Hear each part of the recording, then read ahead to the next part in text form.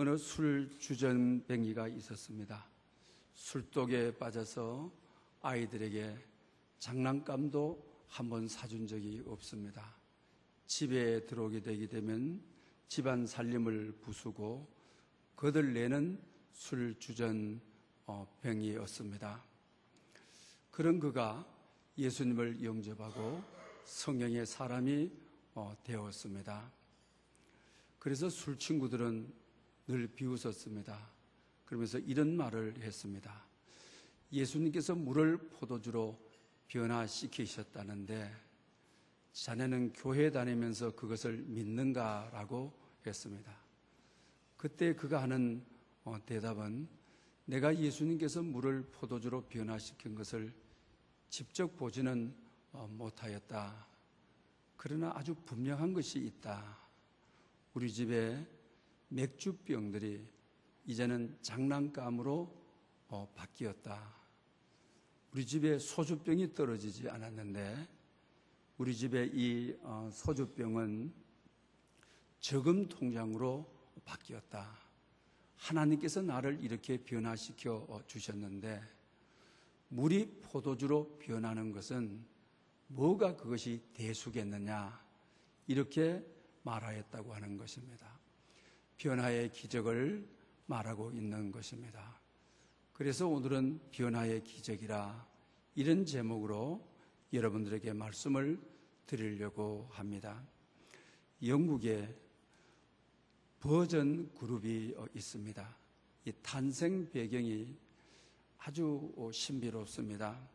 리처드 브랜슨 회장이 오늘의 회장이신데 그는 일을 즐기면서 일하는 사람입니다. 또 늘 그는 도전하는 사람입니다. 사업의 원동력은 도전이기도 한 것입니다. 그는 15세 때에 스튜던트라고 하는 잡지를 만들어서 기업가로서 인생을 시작하는 것입니다. 15세의 나이에 너무 놀랍지 않습니까? 그러면서 그는 친구와 함께 버진 제도라고 하는 섬에 여행을 가게 됩니다. 그리고 그 여행을 마치고 다음 여행지인 푸에르트리코라고 하는 곳으로 가도록 되어 있습니다. 근데 공항에 나갔는데 웬일인지 비행기가 결항이 되었습니다. 많은 사람들이 비행기를 탈 수 없어서 발을 동동 구르고 있는 것입니다. 그때 그는 사업에 탁월한 머리를 가지고 있던 열정과 번쩍이는 아이디어를 떠올랐습니다. 이때 항공기를 그 당시 $2,000면 전세를 낼 수가 있는데 뭐 이렇게 기다리면서 오히려 돈 더 많이 들게 이럴 필요가 있느냐. 그래서 전세를 내게 됩니다. 그래서 타는 분들이 39불이면 다 탈 수가 있는 것입니다. 그래서 어린 그가 여러 사람들 앞에 나와서 종이에다가 이렇게 쓰는 것입니다. 버전 여행사. 이때부터는 버전 여행사가 출발되어지는 것이죠. 부에로 토리코행 편도 39불. 이것이 지금 영국의 항공사인 버진 애틀랜티라고 하는 항공사인 것입니다. 지금은 세계적인 항공사가 되어서 39개국에 취항하고 있는 항공사가 되었습니다. 사랑하는 여러분, 믿는 자와 믿지 않는 사람에 있어서의 가장 큰 차이는 무엇이라고 여러분은 생각하는 것입니까? 위기에 대한 태도이며 자세인 것입니다. 오늘 본문 가나의 혼인잔치에 포도주가 떨어졌습니다. 위기가 왔습니다. 떨어질 정도가 아니라 예수님의 어머니 마리아는 예수님께 포도주가 없다. 잔치집에 고대 그 당시에는 반드시 포도주가 있어야만 되는 것입니다. 얼마나 큰 위기인 것입니까? 혼주는 말할 필요도 없습니다.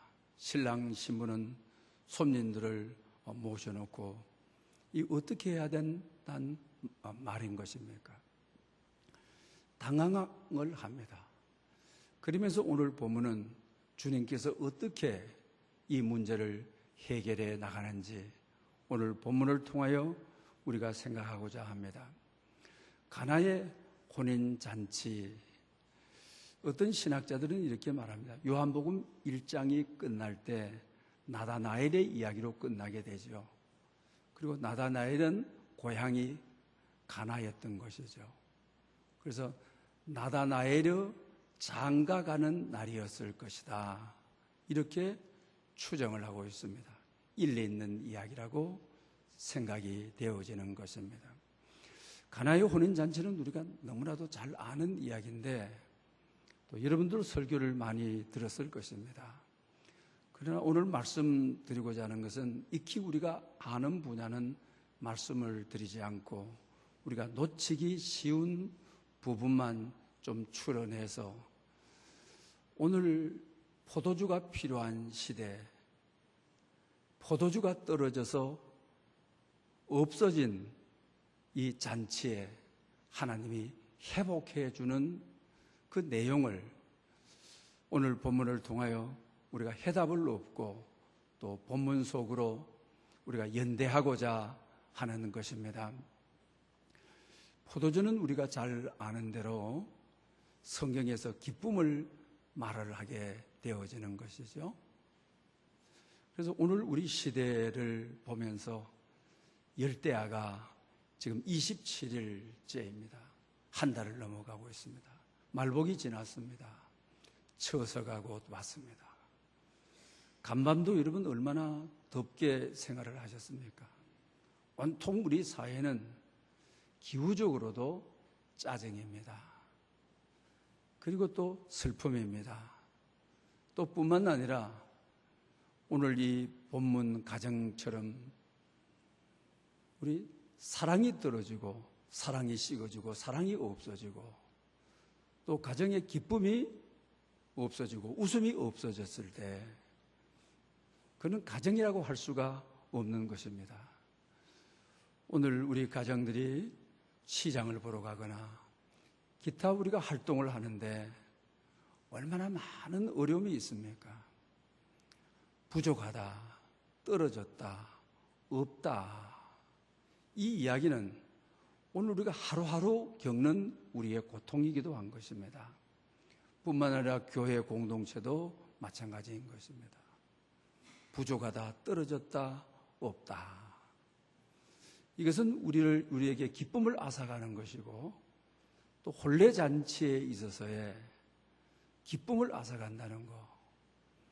신랑 신부가 새롭게 출발하며 희망을 가지고 출발을 하게 되어지는데 포도주가 없는 손님들의 원성을 들으면서 출발하는 그와 같은 삶의 하루하루를 우리는 살아가고 있는 것입니다. 그래서 오늘 본문을 통하여 가나의 혼인잔치를 통해서 하나님께서 변화시켜주는 기적이 우리의 삶이 되어서 떨어진 이 포도주를 채워주시는, 공급해 주시는 메시아의 나라의 완성으로 가는 하나님의 뜻의 그 길을 우리가 걷고자 하는 것입니다. 왜 신학에서 가나의 혼인잔치가 왜 첫 번째 기적이냐? 예수님께서 공생애 중에 첫 번째 기적이라는 것은 참으로 중요한 것입니다. 거기에는 의미가 있습니다. 뜻이 있습니다. 또 뿐만 아닙니다. 그 뜻은 마지막과 연결이 되어 있다고 하는 것입니다. 물론 이 과정을 통하여 예수 그리스도는 창조자, 하나님과 같으신 분이다. 그분이 메시아다.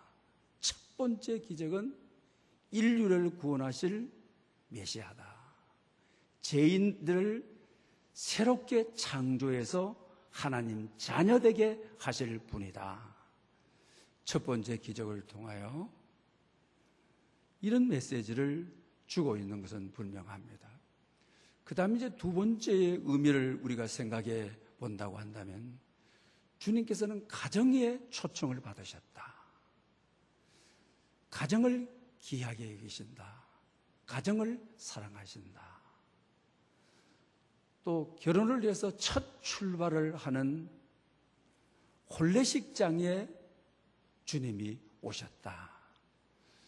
그러면서 신랑 신부는 뒤로 밀려나고 예수 그리스도가 주인이 되어주시는, 신랑 신부의 알파와 오메가가 주인이 주님이시라고 하는 사실을 우리에게 가르쳐주고 있는 것을 보게 되는 것입니다. 그런데 오늘 본문의 핵심 단어는 포도주인 것입니다. 포도주가 떨어졌다고 하는 것입니다. 포도주가 없다라고 하는 것입니다. 그것이 얼마나 심각하게 느껴졌는지 예수님의 어머니가 예수님 보고 이 집에 포도주가 없다라고 말을 합니다. 이 말씀 속에는 자기 아들이 메시아임을 확증하면서 창조하신, 성령으로 잉태하신 분이기에 이제는 때가 왔기에 메시아의 세계를 펼치질 시기가 되었기에 공급해 달라고 하는 요청인 것입니다.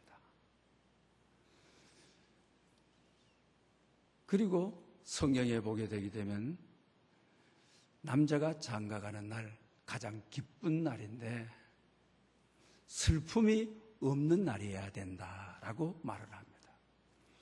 포도주가 떨어졌다고 하는 것은 슬픔이 없는 날이어야 되는데 슬픔이 있다고 하는 것입니다. 또한 여자가 시집간 날은 그날이 가장 즐거운 날이어야 합니다. 포도주가 떨어졌다고 하는 것은 즐거움을 잃어버렸다라고 하는 것입니다. 하나님께서 가장 관심의 대상은 예수 그리스도께서 이 가정에 오심으로 이 모든 문제를, 결핍의 문제를 해결하시는, 그리고 다시 회복되어야 될 기쁨을 회복시켜 주시는 이 말씀을 하시고자 하는 것입니다. 시편 104편 15절에 보면 이런 말씀이 있습니다. 사람의 마음을 기쁘게 하는 포도주라고 합니다. 사람의 마음을 기쁘게 하는 포도주. 포도주는 기쁨의 상징인 것을 알 수 있죠. 가정은 무엇보다도 기뻐야 되는 것이죠. 오늘의 가정은 기쁨을 상실했습니다. 오늘의 모든 신혼 부부들은 기쁜 날이 아니라 첫걸음을 걸으면서 어떻게 살아가지? 이 세상을 어떻게 살아가지? 이런 근심과 걱정을 가지고 출발을 하게 되어지는 것입니다. 그 다음에 또 성경은 이렇게 말합니다. 얼굴을 윤택하게 하는 길입니다. 사람의 마음에 힘을 주는 양식이다. 이렇게 말을 합니다. 우리 사람이 인생을 살아가는데 꼭 필수적인 것이죠. 마음의 기쁨을 주는 포도주가 필요합니다. 얼굴을 윤택하게 하는 성령의 기름이 우리에게 필요한 것입니다. 날마다 우리에게 양식 주시는, 그래서 힘을 얻게 하시는, 우리는 일용할 양식, 영의 양식이 또한 우리에게 필요한 것입니다. 사사기 9장 13절에 보게 되면 요담이 세겜에게 이렇게 말을 합니다. 포도나무야, 네가 이 모든 나무를 다스리는 왕이 되어라 라고 말을 하죠. 그때 포도나무는 이렇게 말을 합니다. 하나님과 사람에게 기쁨을 주는 포도주가 모든 나무들 위에 어찌 우쭐대리요? 그러면서 포도나무는 하나님과 사람을 기쁘게 하는 포도주에 이걸 지키겠다, 이렇게 말하고 있는 것을 보게 됩니다. 오늘 이 시대의 실상은 어떻습니까? 얼마 전에 우리가 강복절을 보냈습니다. 온 민족이 함께 기뻐해야 될 강복절입니다. 일제 치하로부터 벗어났기 때문인 것입니다. 강복절이 쪼개져 가지고 다른 곳에서 강복절 행사를 하고 얼마나 우리를 근심스럽게 하고 얼마나 오늘 이 시대를 불안하게 하고 우리가 가지고 있던 강복의 기쁨을 다 빼앗아가고, 그날은 우리가 가장 우울해야 되는 날이 되어 버리고 마는 것입니다. 직장 생활을 하고 계시는 분들, 그리고 또 사업을 하고 계시는 분들, 오늘 우리는 기쁨을 빼앗기고 말았지 않습니까? 불안에 떨고 있지 않습니까? 교회 역시 그렇지 않습니까? 포도주가 떨어지지 말아야만 하는 것입니다. 포도주가 끊어지지 않고 계속 공급되어야만 하는 것입니다. 오늘 본문을 통하여 잔치집에 포도주 기쁨을 잃어버린, 상실해버린 이 가정에 주님 오셔서 포도주를 회복시켜 주시는, 기쁨을 회복시켜 주시는, 인생에 살 힘과 용기를 회복시켜 주시는 그런 역사가 여러분에게 있으시기를 바랍니다. 첫 번째 기적은 알파와 오메가, 마지막과 반드시 연결되도록 되어 있습니다. 신랑 신부 결혼식에 찾아오신 주님, 그러면 요한계시록 마지막에 우리가 예수님과 함께 우리가 이 땅에 살다가 그리스도의 보혈의 피로 정결케 하고 흰 세마포로 갈아입고 정결한 신부가 되어 마지막 신랑 되시는 예수 그리스도를 맞이하여서 영원한 나라, 그분의 초청을 받아 혼례 예식으로 참여하는 마지막 오메가에 이걸 말씀하고자 하는 것이죠. 우리가 이 땅에서 기쁨이 있는, 축제가 있는 잔치 같은 삶이 되어야 내 인생이 교회가,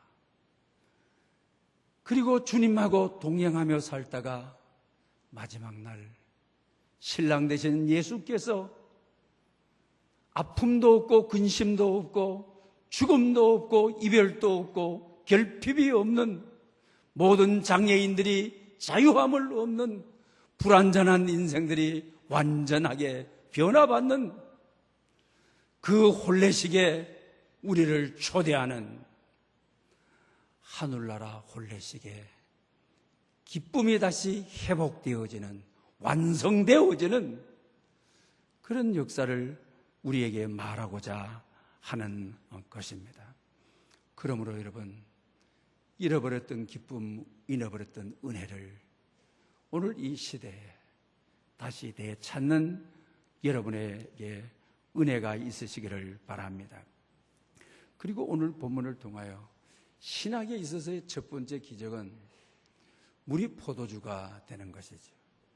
구약에 있어서의 첫 번째 기적을 여러분 아십니까? 구약에 있어서의 첫 번째 기적은 물을 피로 만들어 버리는 것이죠. 모세가 바로에게 가가지고 우리 민족을 해방시키셔서 하나님을 예배하게 해주십시오, 말을 듣지를 않죠. 그래서 하나님께서 10가지 재앙을 내리실 때 기적을 사용하시는 것이죠. 너 지팡이 가지고 있지 않느냐? 날강의 물을 쳐라. 그러면 피가 되어 애굽의 재앙이 내려지고 바로는 그 재앙 때문에 보내줄 것이다 라고 말을 하죠. 모세는 구약의 율법의 대표인 것이죠. 하나님 앞에 또한 율법을 받은 것이죠. 율법은 우리의 죄를 고발하고 우리의 죄를 추정해서 우리를 심판을 하는 데에 목적을 두고 있는 것이죠. 우리의 죄를 정죄하는 데에 목적을 두고 있는 것이죠. 그래서 구약의 기적은 대부분 다가 어떻습니까? 재앙을 내리는데, 심판을 해서 항복시키는데 사용되었습니다. 히스기야 왕 때 아수르도 마찬가지 아닙니까? 하나님께서 하늘의 우박을 동원해서 그들에게 재앙을 내림으로 18만 5천 정이 하룻밤에 송장이 되고 이스라엘을 이기게 하셨지 않습니까? 그러나 신학에 와서는 한 번도 예수님께서 심판의 도구로 기적을 행하신 적이 없습니다. 재앙을 내리기 위해서 기적을 행하신 적이 한 번도 없다고 하는 것입니다. 신학에 있어서 첫 번째 기적은 물이 포도주가 되는, 기쁨이 되는, 은혜가 되는, 회복이 되는, 잔치집을 새로 살리고 부흥하는 그런 것으로 사용되었음을 우리는 알게 되어집니다. 사랑하는 여러분, 우리 삶 속에 있어서 기적은 믿음이 참으로 중요한 것입니다. 믿음이 도구인 것입니다.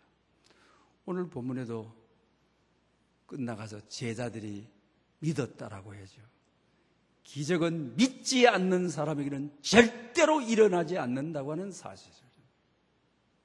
기적을 믿는 사람에게 기적이 일어난다고 하는 확실한 정보를 우리에게 제공하는 것이 오늘 본문입니다.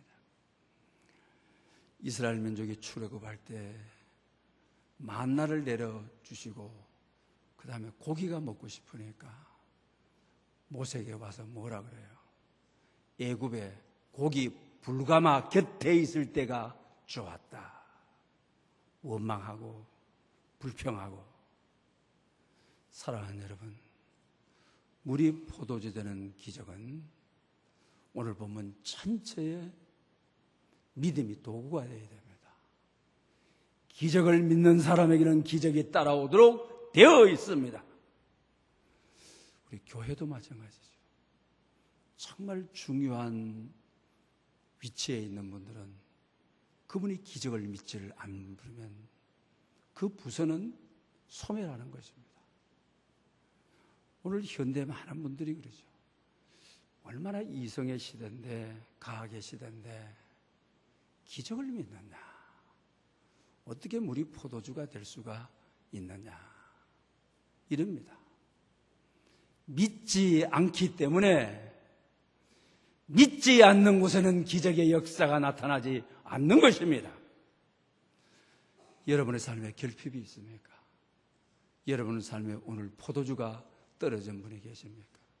여러분 삶에 아픔이 있습니까? 예수 그리스도는 하나님이신 분이 육신이 되어 말씀이 되어 우리에게 오셔서 변화시키는 기적을 이루시는 분인 것입니다. 기적을 이루시는 분임을 믿는 여러분들에게 기적이 일어나기를 축원합니다. 그리고 오늘 본문에서 또 한 가지가 주의할 점이 있습니다. 돌 항아리 6인 것이죠. 돌 항아리 6은 오늘 본문에 결례라고 했죠. 이 결례라고 하는 말은 이스라엘 민족이 가정에 들어갈 때나 또한 성전에 들어갈 때 항아리에 물을 담아 뒀으면 손을 씻고 들어가는 것이죠. 이걸 결례라고 그러는 것이죠. 그런데 항아리 6에 뭐가 있어야 됩니까? 물이 담겨 있어야 손을 씻고 들어갈 수 있는 것이 아닙니까? 이 항아리 결례는 구약을 읽어보면 율법인 것이죠.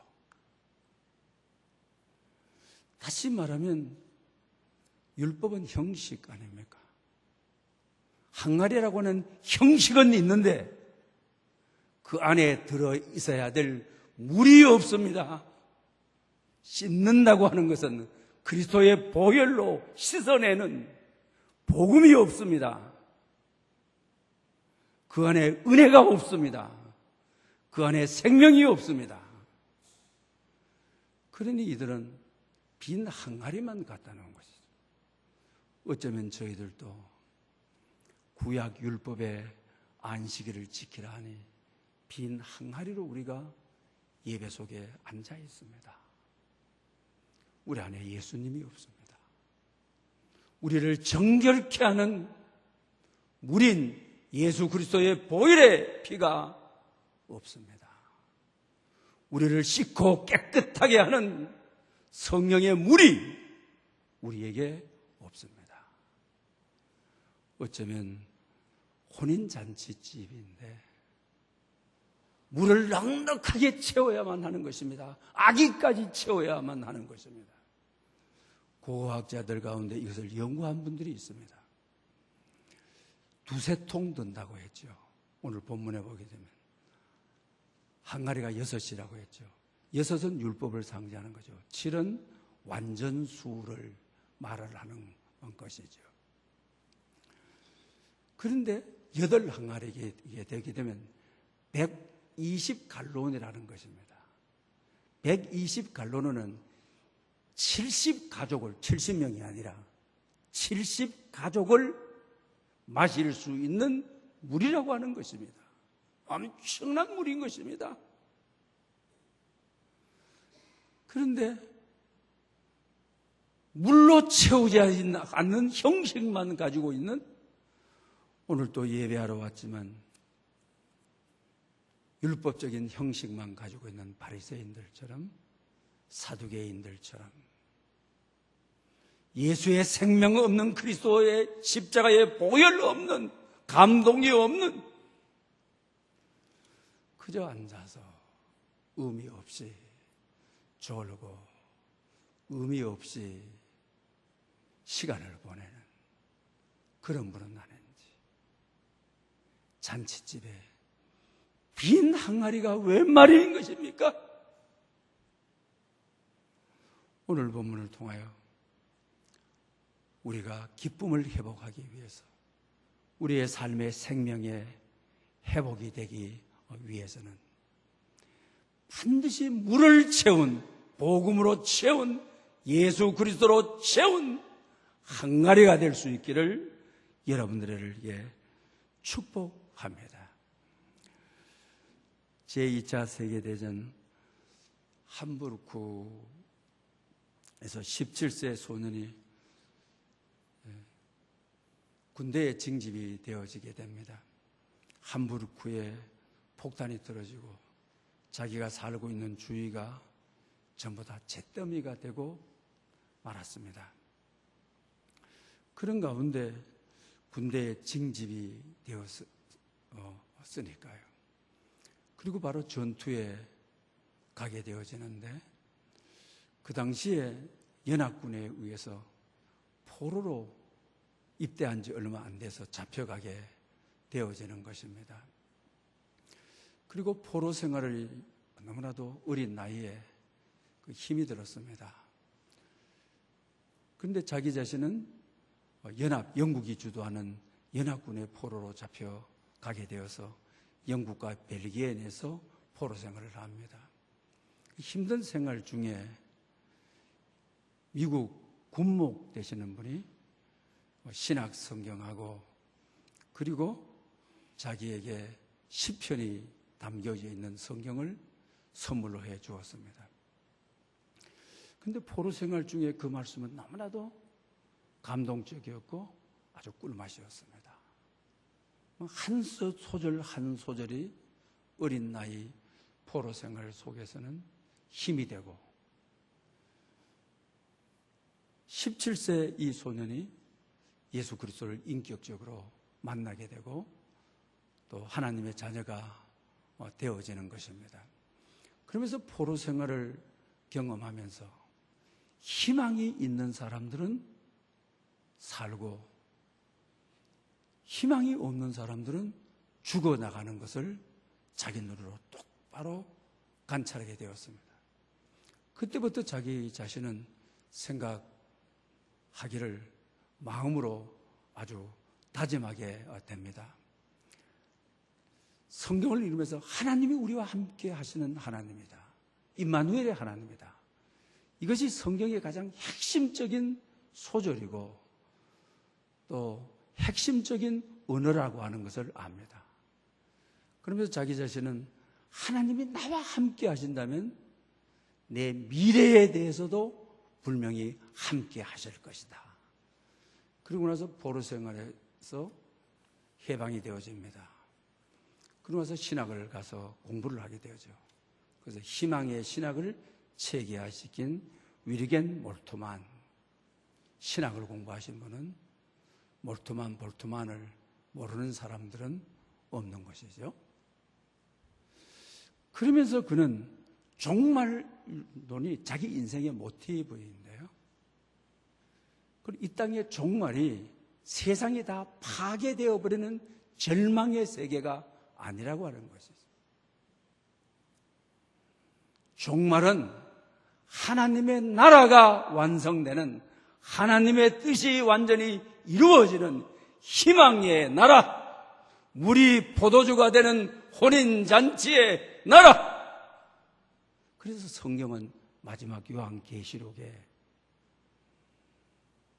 혼인잔치에 신랑 되신 예수님이 신부된 우리를 초청하는 것이 천국이다, 영생이다라고 소개하고 있지 않습니까? 사랑하는 여러분, 오늘의 우리의 현실은 결핍의 시대입니다. 포도주가 떨어졌습니다. 포도주가 없는 시대에 우리가 살고 있습니다. 없는 것 때문에 얼마나 불안해 하십니까? 또 얼마나 슬픕니까? 혼인잔치에 우리 마음을 기쁘게 하는 포도주가 반드시 있어야 되는데, 여러분 인생 항아리에, 영혼의 항아리에 이 포도주를 가득히 채우시는, 그래서 오늘 시대를 이겨내는, 승리하는, 희망을 노래하는 여러분 될 수 있기를 축원합니다. 기도드리겠습니다.